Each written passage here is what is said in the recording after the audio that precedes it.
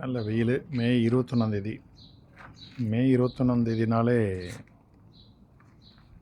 நிறைய தடவை அதை மறக்கணும்னு நினைக்கிறேன், மறக்க முடியாது. ஏன்னா 1991 காங்கிரஸ் அதிமுக கூட்டணியில் நான் பண்ருட்டி தொகுதியில் 2வது தடவை தேர்தல் நிற்கிறேன். அப்போ மணி ஒரு 9 மணி தாண்டி 10 மணி இருக்கும்னு நினைக்கிறேன். 10 மணி தாண்டி இருக்கும். குடுமையாங்குப்பத்தில் தேர்தல் பிரச்சாரத்தை முடிச்சுட்டு நத்தம் போகிறோம். நத்தத்தை போய் சேரும்போது நான் தூங்கிட்டேன் வழியில். ஏன்னா இப்போலாம் இருக்கிற மாதிரி இல்லை தேர்தல் பிரச்சாரம்லாம். அப்போலாம் வந்து மே மாதம் 24 ஏதோ இப்போ தேர்தல் தேதினா பிப்ரவரியிலே தேர்தல் ஆரம்பிச்சிட்டோம். விடிய ஓட்டு கேட்கலாம். வெயில் நாளுன்றதால் முக்கியமாக நைட்டில் தான் ஓட்டு கேட்கறது அதிகம். ஸோ நத்தம் வந்து சேர்ந்தோம். அதனால் ரொம்ப ஒரு அலைச்சல். அதனால் ஒரு ஊர்லேருந்து இன்னொரு ஊருக்கு போகும்போது சில சமயம் ஜீப்பில் ஓட்டு கேட்கும்போதே நான் தூங்கி வந்துருக்கிறேன். நிறையாது பசி, மயக்கம், தூக்கமின்மை எல்லாம் மூச்சுதான் பண்ண நினைப்பேன். ஒரு நிமிஷம் ஒரு செகண்ட் அப்படி சொக்கிடும்.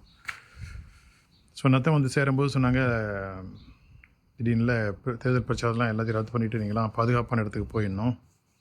என்னன்னு கேட்டால் ராஜீவ் காந்தியை வெடி வச்சு கொண்டுட்டானுங்க, யாருன்னு தெரியல அப்படின்னு சொல்லி. ஏன்னா அந்த ஸ்ரீபெரும்புதூர் வந்து இப்போ தேர்தல் பிரச்சாரம் வந்திருக்காங்க. அந்த மகிழ்ச்சியான செய்தி அவங்க எப்படி அந்த ஒரு குஷியாக, ராஜீவ்காந்தி எப்பவுமே ஒரு குஷியான மனுஷன், இந்த வன்மை இல்லாத மனுஷன். அதான் அந்த குடும்பத்தில் எனக்கு ரொம்ப பிடிச்சது. ராஜீவ்காந்தி, சோனியா காந்தி, இந்திரா காந்தி, இவங்களாம் எனக்கு ரொம்ப பிடிக்கும். ராகுல் காந்தி, பிரியங்கா காந்தி பிடிச்சா கூட அந்தளவுக்கு ஒரு ஹிட்டு கிடையாது. ராகுல் நல்லவன் அப்படின்றது அப்படி தான். அந்த ராஜீவ்காந்தி மாதிரி ஒரு கரிஸ்மா அதெல்லாம் அவங்களுக்கு வர சான்ஸ் இல்லை.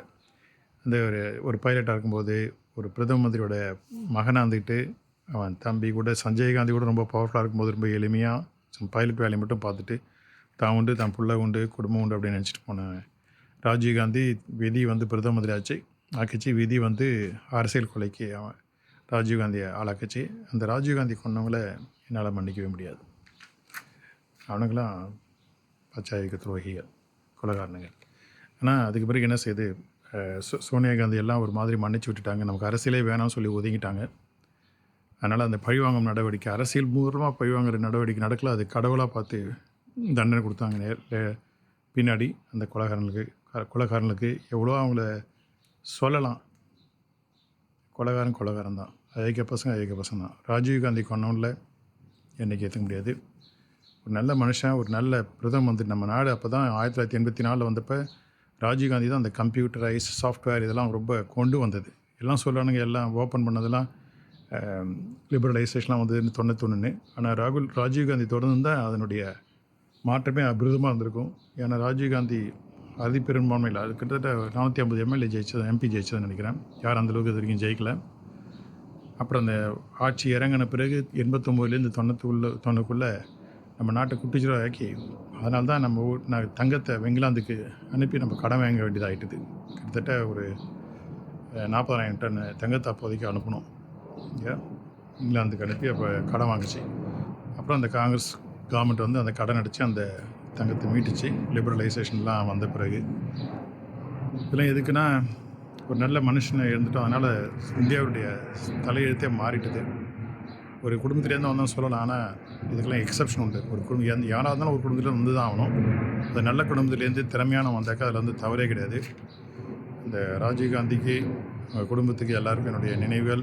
அதெல்லாம் வந்து மறக்க முடியாத வாழ்க்கை. அந்த வாழ்க்கைலாம் நீங்கள் இன்னும் எவ்வளோ பெரிய மாடர்னைசேஷன் அப்படிலாம் சொல்லலாம். ஆனால் ராஜீவ்காந்தி, இந்திரா காந்தி இது மாதிரி தலைவர்கள் பீரியடெல்லாம், ஈவன் வாஜ்பாய் இது மாதிரி தலைவர்கள் பீரியடெல்லாம் திரும்ப பார்க்கறது கஷ்டம். இப்போ இல்லை, சமீபத்தில் சொன்னால் மன்மோகன் சிங் சொல்லலாம். அதான் சொல்லலாம்.